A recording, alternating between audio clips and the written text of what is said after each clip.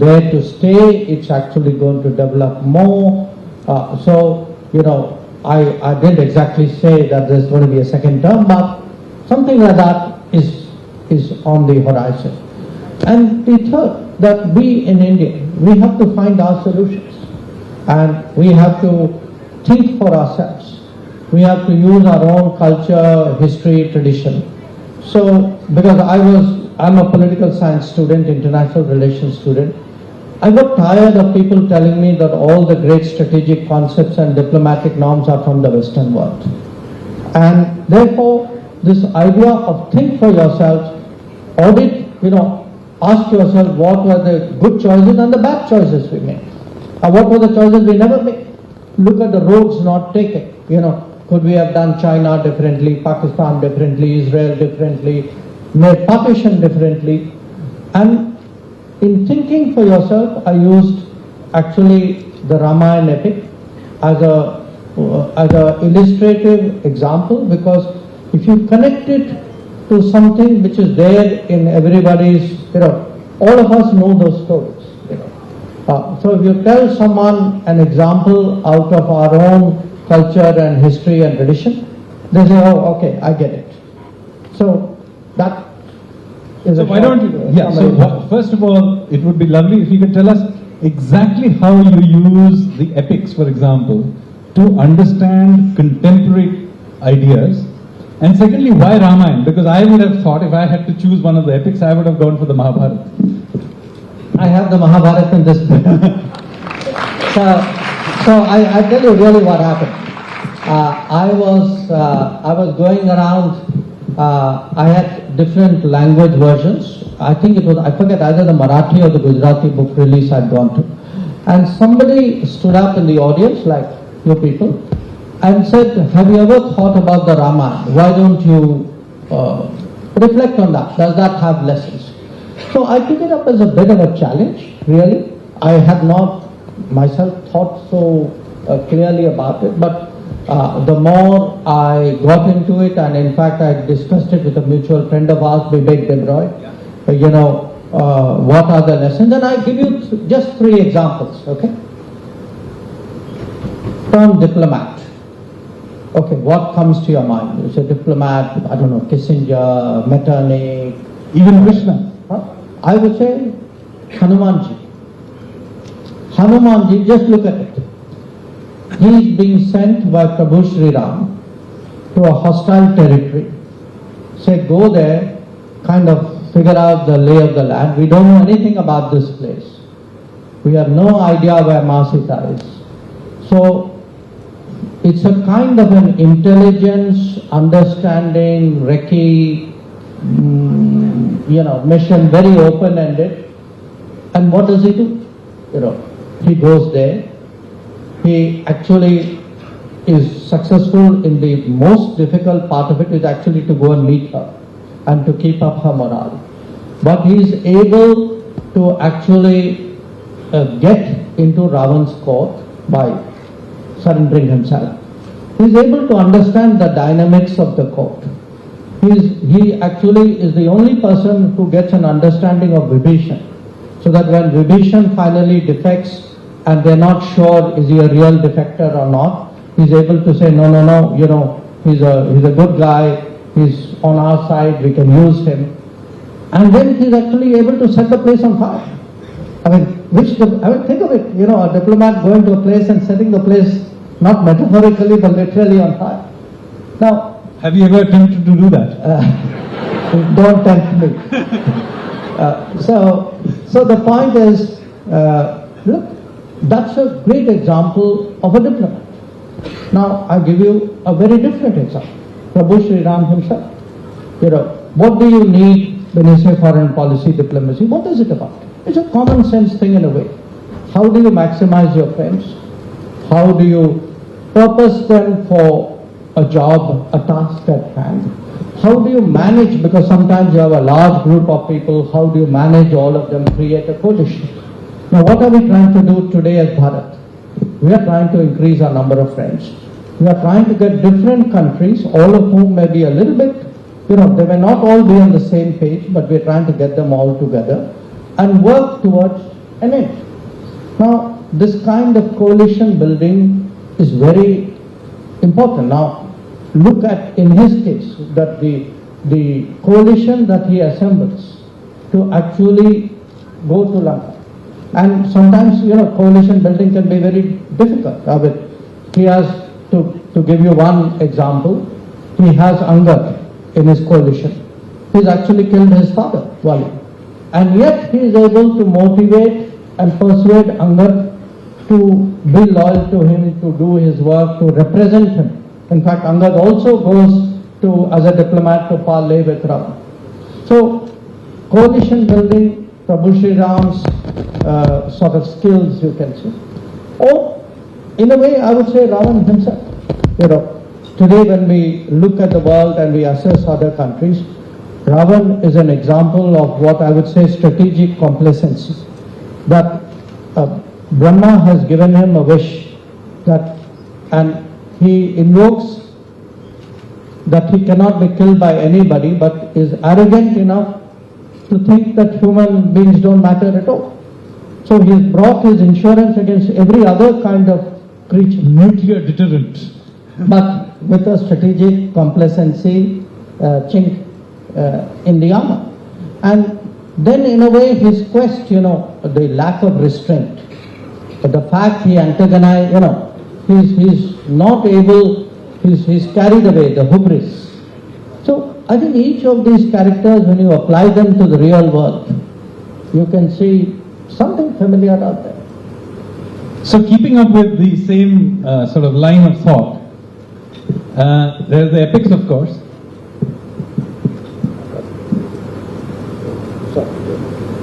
It's creating unnecessary noise.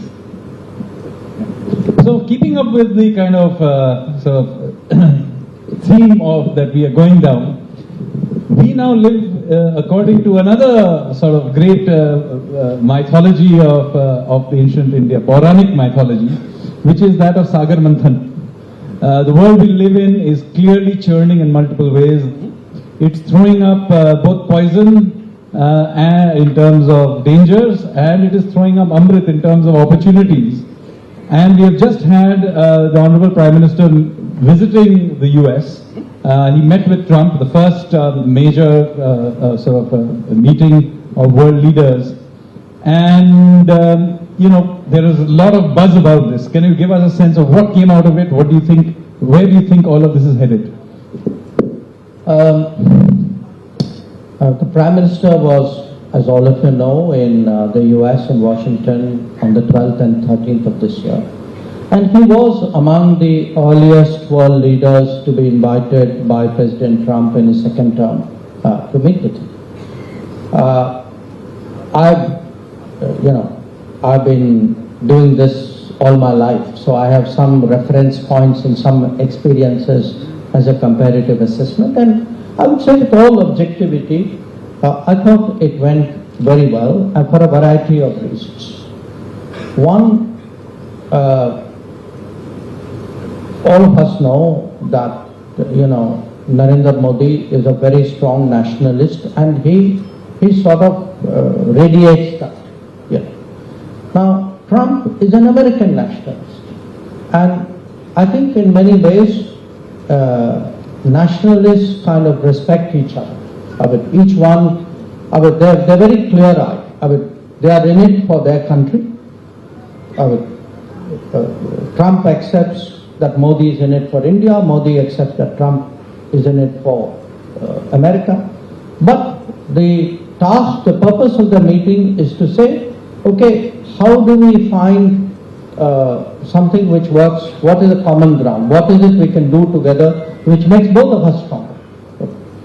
The second I felt was the chemistry was good, because again, Trump being somewhat unusual, there are a lot of other leaders in the world with whom he has not necessarily a positive history. Now, in the case of Modi ji, it's not the case. He had a great visit. He remembered. It was a very interesting, you could say, psychological insight. We walked into the Oval Office. He had a table like this, little bit bigger. And he had a book. It was like a picture book of his first term. Okay. Now, I was later told that after his term finished, he himself selected those pictures. Okay. Which was like his Memory of his. memory of his term. The maximum number of pictures were about India. Is it? In that. And when our Prime Minister came, he actually leant across, picked up this book, and he said, I want to show you a picture. And it was the two of them in the Motera Stadium in Gujarat, you know, where we did Namaste Trump event. So clearly he had a very good kind of memory and feelings about that earlier term. Now, this meeting, of course, I mean, some of it was about that period, but a lot of it was about, okay, what do we do, how do we go forward? President Trump appears to have a vision of what America's interests are, what he wants from the world, what he wants from the relationship with us. We have the same. I mean, we too have demands of America, we too have opportunities with America.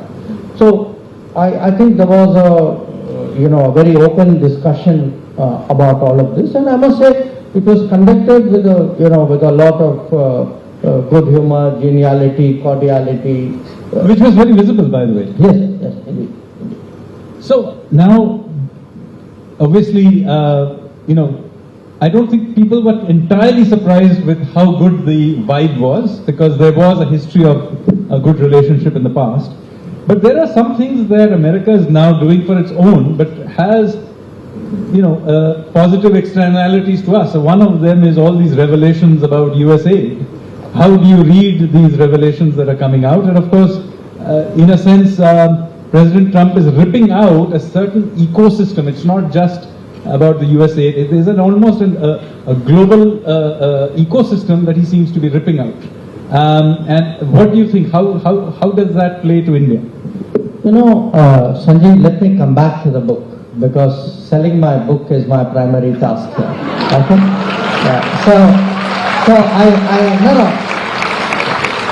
This issue, in a way, it's there somewhere in what I have written. There are two different parts, okay?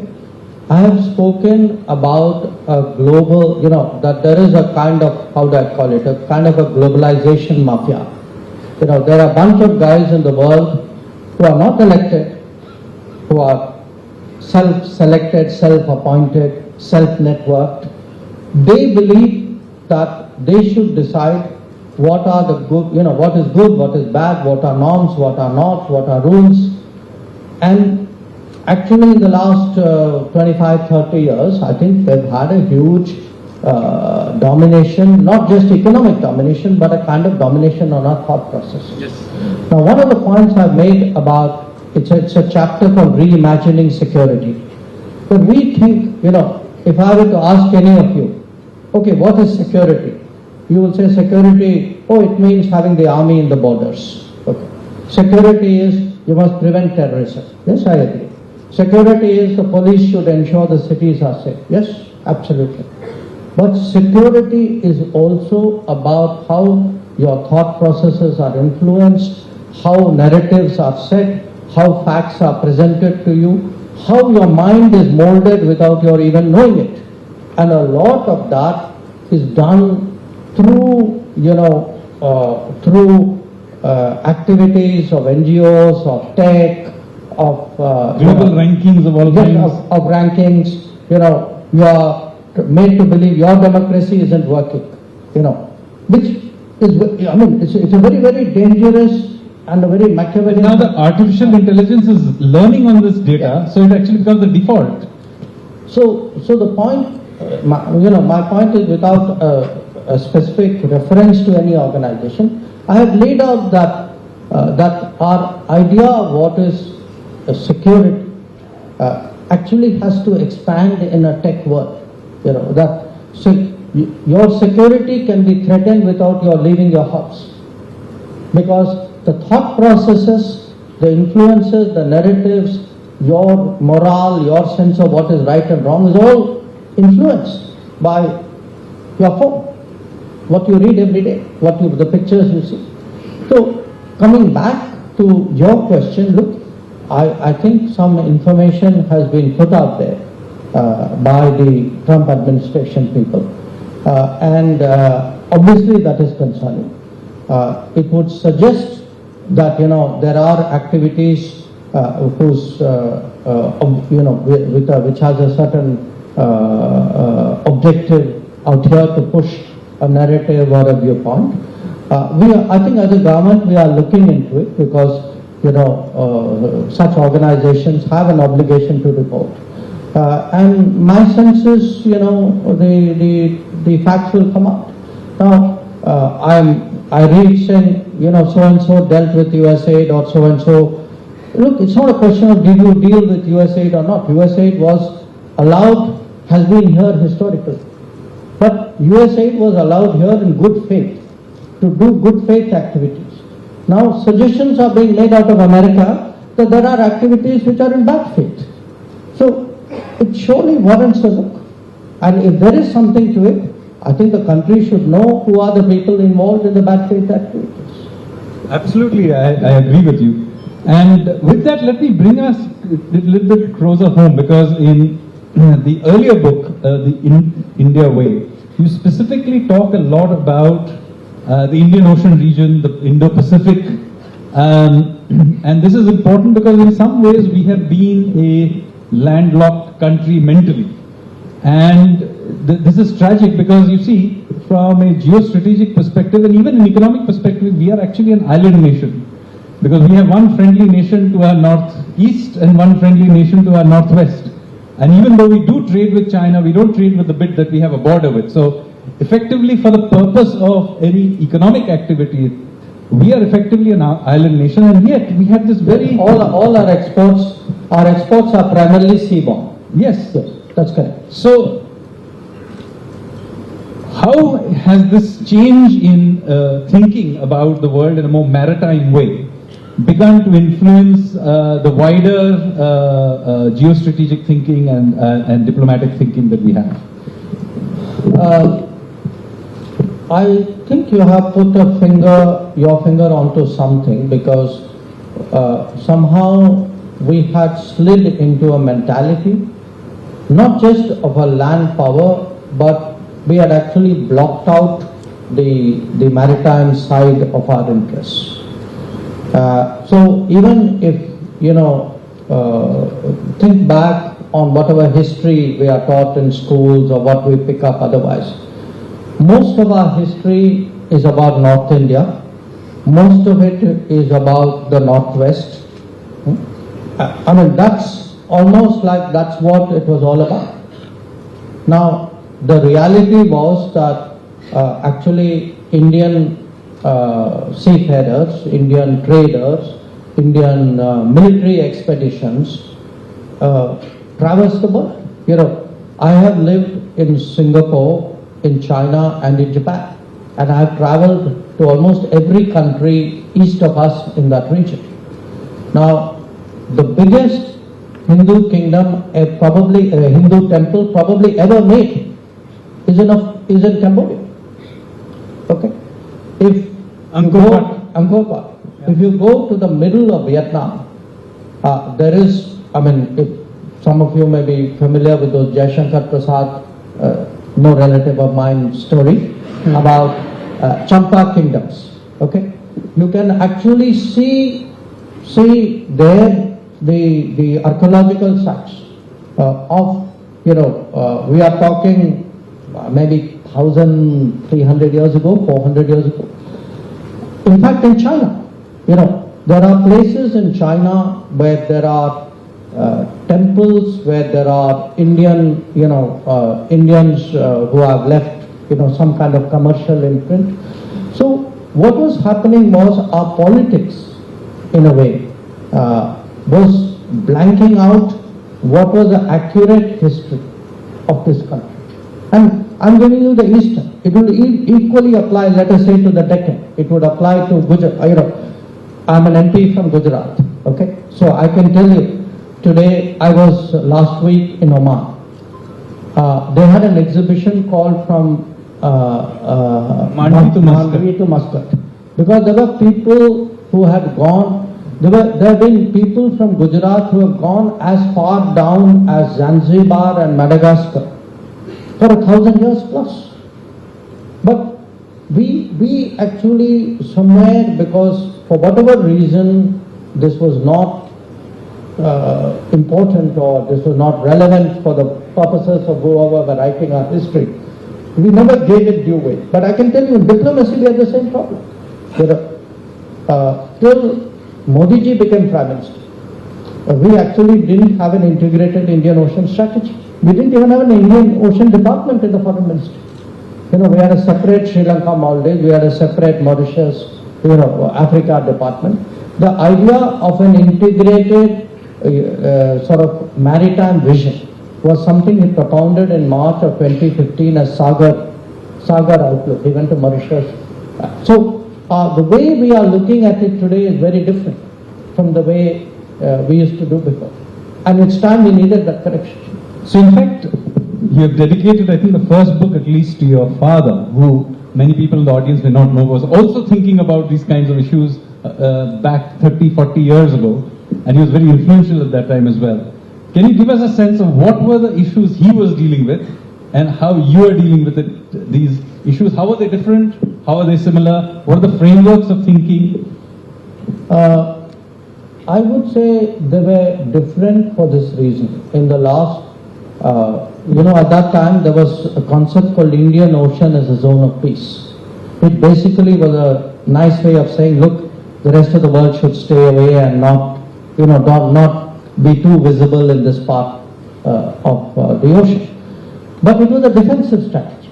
It was say, don't come near me, I'm uncomfortable. Right now, our capabilities have grown. If something happens in the world, it is actually, people expect today that India will step forward. I mean, just think of the last 10 years. There was a civil war in Yemen. We were the people who, we sent ships and planes to bring people out, not only our people, but foreigners as well. If you look, there was a sort of a cyclone in Mozambique. There was a mudslide in Sri Lanka. There was a water crisis in Maldives. So if you look at the entire Indian Ocean region today, the expectation is right now the Houthis, for example, are endangering the Red Sea and the Gulf of it. All naval ships are out there. So we have moved from being defensive to being much more proactive. And my analogy for this is what has happened in diplomacy parallels what happened to Indian cricket. That in Indian cricket, you didn't step outside the crease and you were happy if you got a draw. You never looked to win. Today, Indian diplomacy, like Indian cricket, is looking to win. And this is a good place for me to open it up for Q&A. Somebody can take a bunch of them then, and then we'll do some from here. So a couple of questions from here and then. Okay, a young lady in that checked suit, if you can hand it over. No, so introduce yourself and a question, clear question, yeah? I still can't be heard. Wait, get her another mic. Or you can, is there a problem? The switch not switched on? Can you get another mic down there, please? If you don't have one, you can use mine. Take mine. Let's take mine. Yeah, take mine.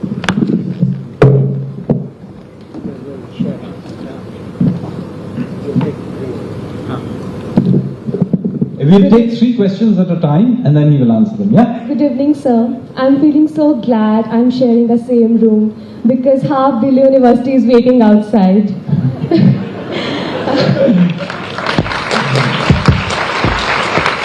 Myself, Tavan Kaur from Kamla Nehru College, Delhi University. And sir, my question is, how do you see the issue of violent clashes in Bangladesh after stepping down of PM Sheikh Hasina? And what are the steps government will take for Indians, as we can see Indians are victimized? Thank you, sir. Listen, what are the steps I'm going to take? Okay, I'll take 3 questions. Yeah, so one more question. Please stay down this path and then we'll take it there. So give it to somebody there. Yeah, okay, okay. Why don't you speak? Namaskar. Am I audible? Yeah. Namaskar, sir. I am Komal Charan from the Miranda House College. I am pursuing political science. Sir, as India ascends the global ladder with the agenda of Viksit Bharat, it is bound to rattle the entrenched powers of the post 1945 order. So, your framing of West's Goldilocks approach towards the Indian porridge, how should India respond to any hostile or adverse reactions from the West? And sir, That's one question. And sir, I have just prepared a synopsis paper, a comprehensive synopsis paper of your India Way book, so I would like to present if possible. So give it to the gentleman right in front, then you stand up and Hello, ask a Jaishankar question. sir. Big fan, sir. Honored to see you. Sir, when Pakistan killed our 40 Jawans, we do zero trade with Pakistan.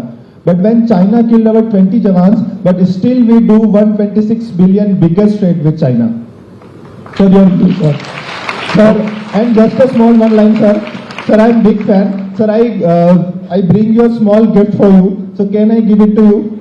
I'm sure you can give it to his team that's standing there. Yeah? Okay, sir. Okay. The first question about Bangladesh. Look, we obviously, with all our neighbors, we wish them well. We have a long history with Bangladesh, a very special history with Bangladesh, which goes back to 1971. Now, things happened there last year, all of you are aware of it. I think for us, what is very troubling, there are 2 aspects to it. One, of course, the spate of attacks on the minorities in Bangladesh. I think obviously it is something which impacts our thinking, and it is something which we have to speak up about, which we have done. The second is, they have their politics. We can agree, we can disagree, but at the end of the day, we are a neighbor. They have to make up their mind what kind of relationship they want with us. Because if every day somebody in Bangladesh who's in this interim government, which they have made up for themselves, if they stand up and blame India for everything, and some of the things, if you look at the reports, are absolutely ridiculous. You can't, on the one hand, say, oh, I would now like to have good relations with you, but I get up every morning and blame you for everything which goes wrong.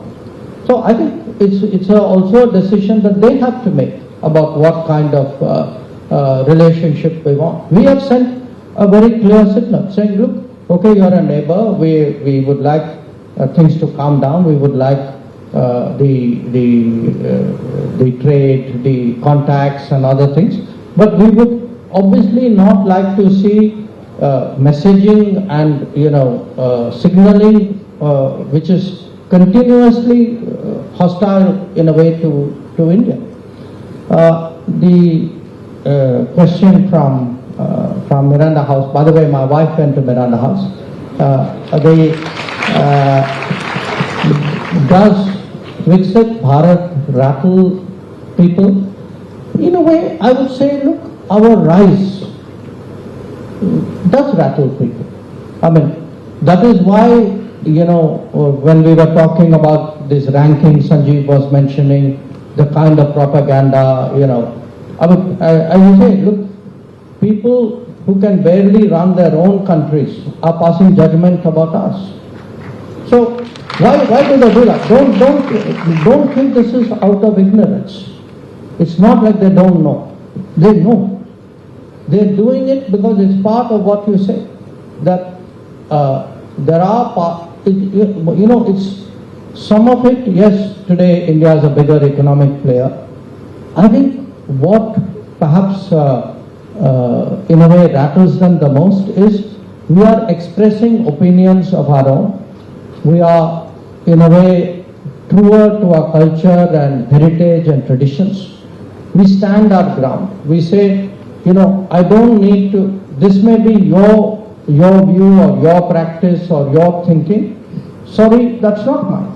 My history is different. And by the way, my history is longer. So I think we use this term called rebalancing. What has happened in the last 70, 80 years is the West totally dominated the global economy as other countries in Asia, Southeast Asia, Korea, China, India came up. There was an economic rebalancing. After some time, the economic rebalancing became a political rebalancing. But today there is a big battle on for cultural rebalancing. What is right, what is wrong, what is correct?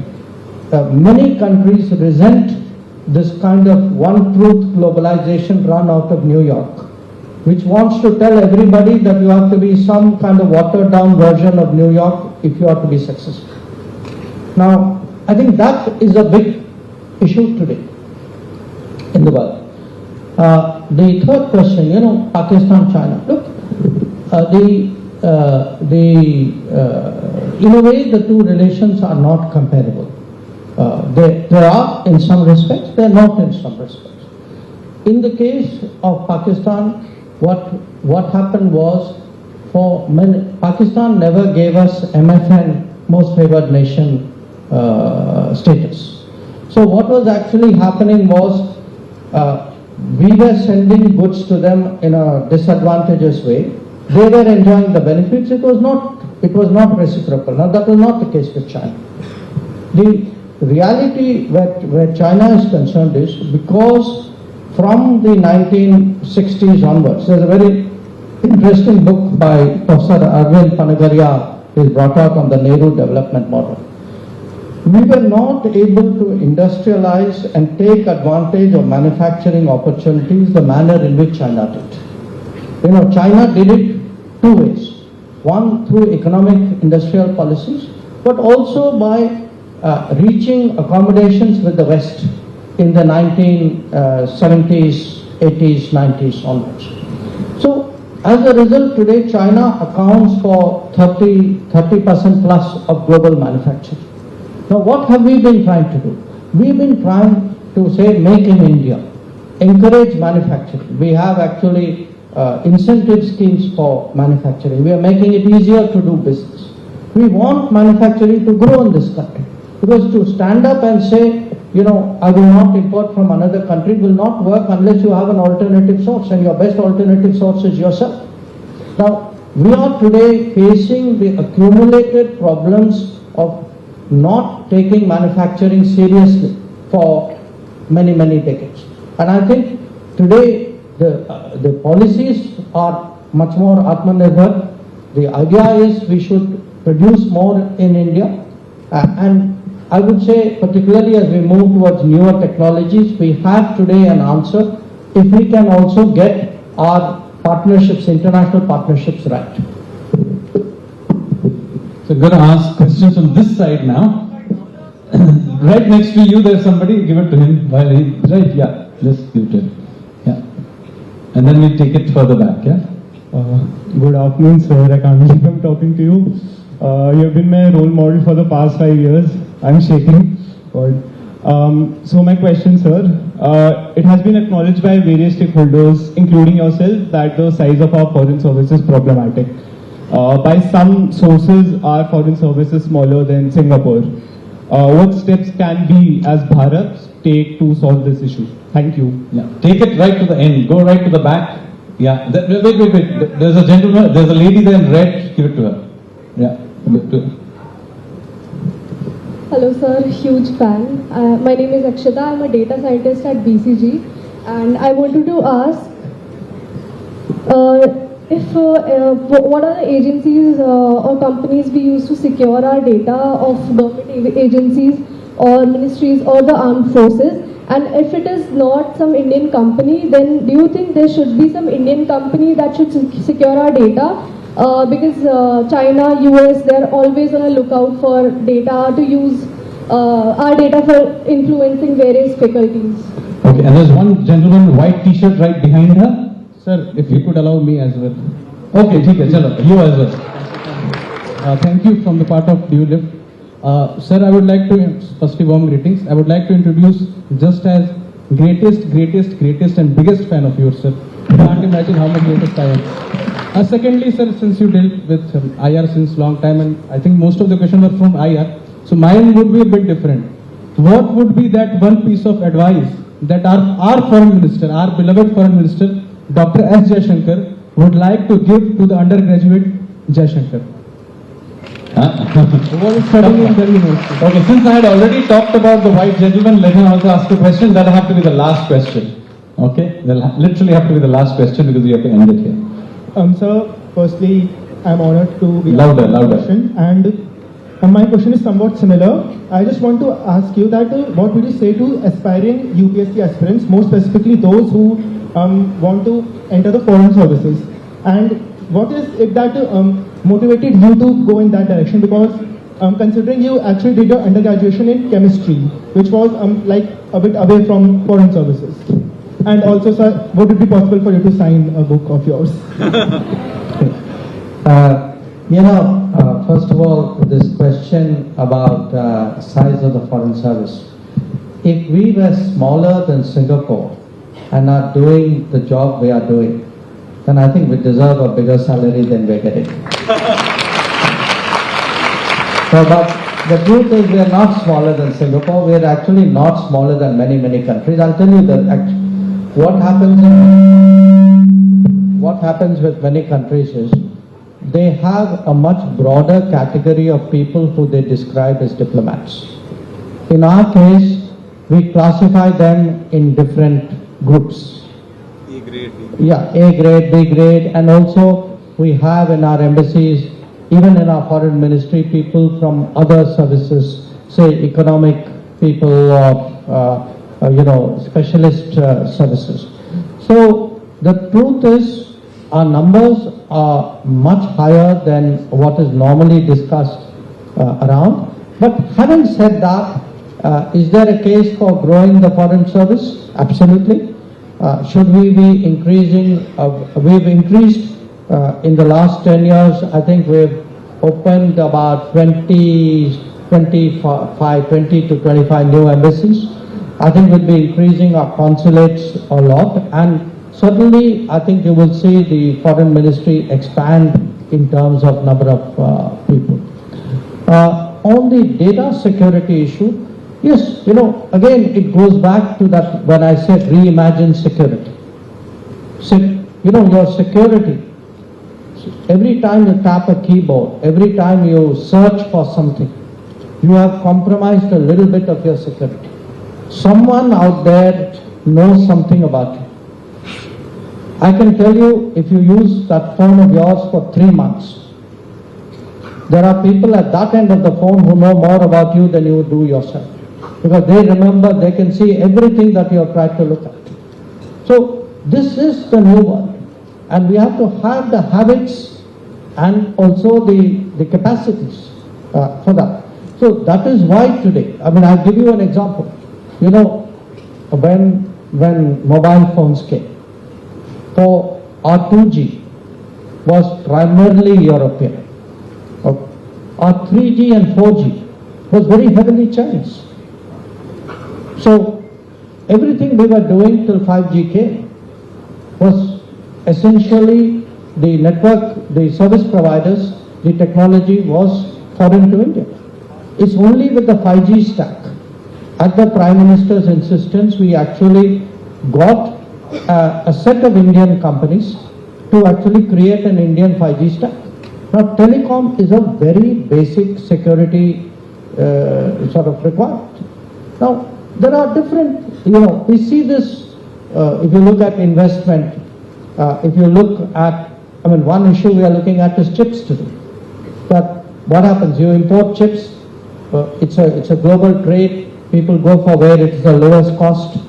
Ab sabko pata kahan se aayega. So, what do? You have to, until you build your own chip industry. See that earlier question you asked, why do we, why are you importing from China? I would not like to import. But my answer to that is not, I won't import. My answer is, I will make. If you don't make, how do you, get rid of that dependence? So, we have launched a semiconductor mission today. Our semiconductor capacities were last looked before most of you were even born. If you looked at SCL Chandigarh, we are dealing with sort of 1970s technology at best. After that, nothing significant has happened for almost 50 years in this country on semiconductors. Our electronic imports are second only to our oil imports. Now, we say on the one hand we are the 5th largest economy in the world. Don't you people think that given how, in your own lives, look how important it is for you, how much your reliance is today on anything electronic. Should we not be doing that?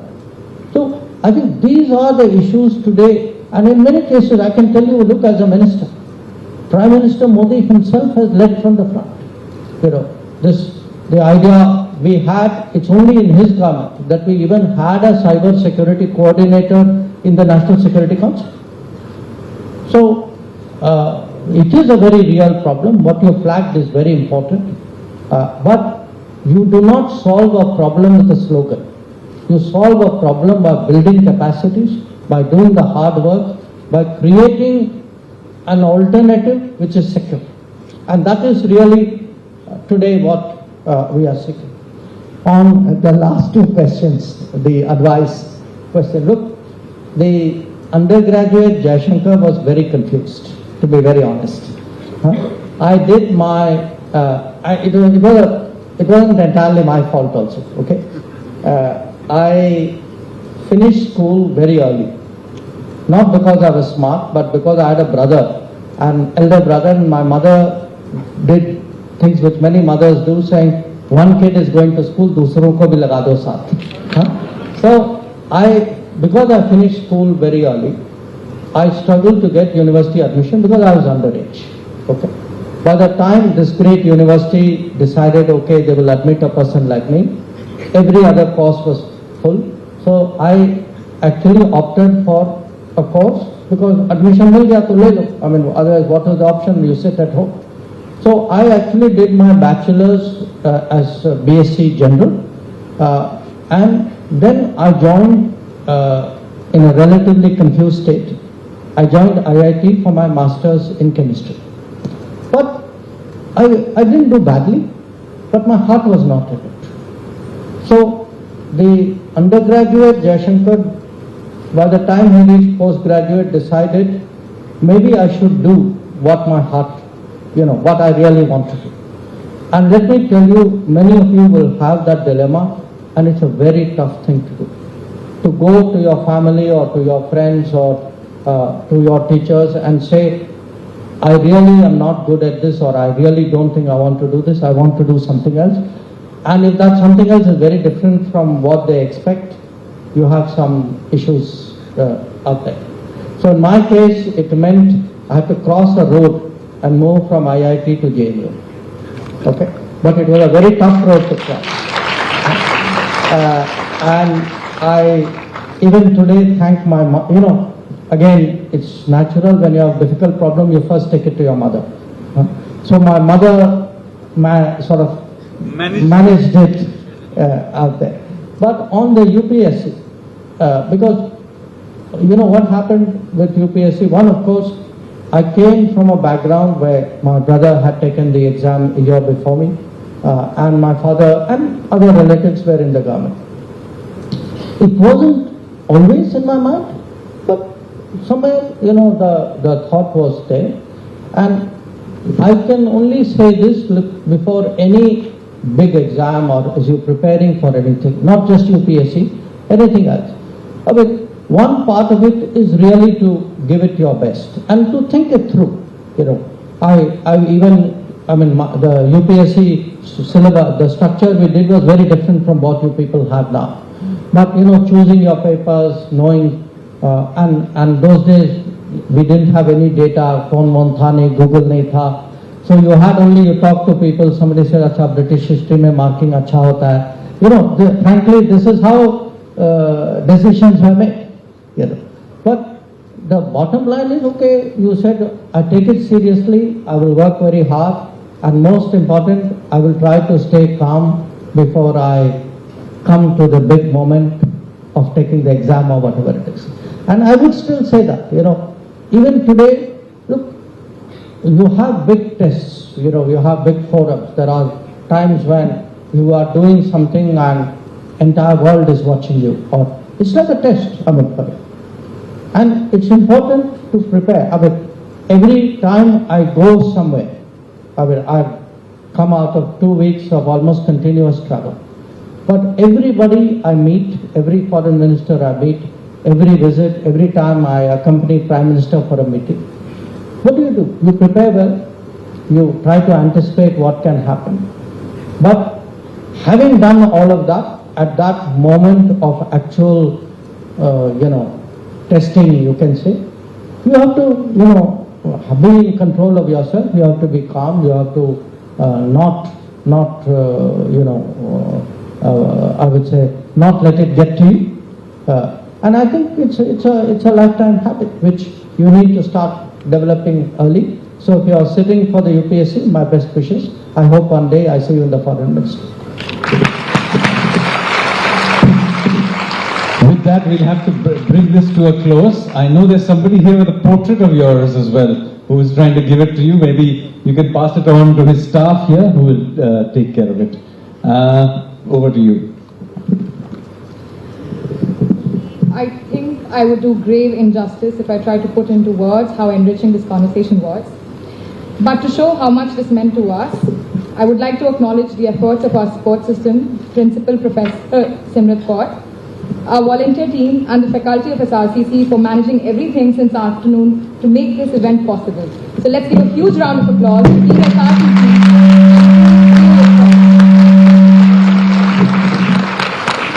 As much as I do not want to close this session, to show how loved and appreciated Dr. Jaishankar is in the Delhi University, let's give him a final applause to the man and the legend, Dr. Jaishankar. Thank you everyone for being here. Book sign. Book sign now. Thank you. Sir, before prepared a synopsis paper of the book, sir.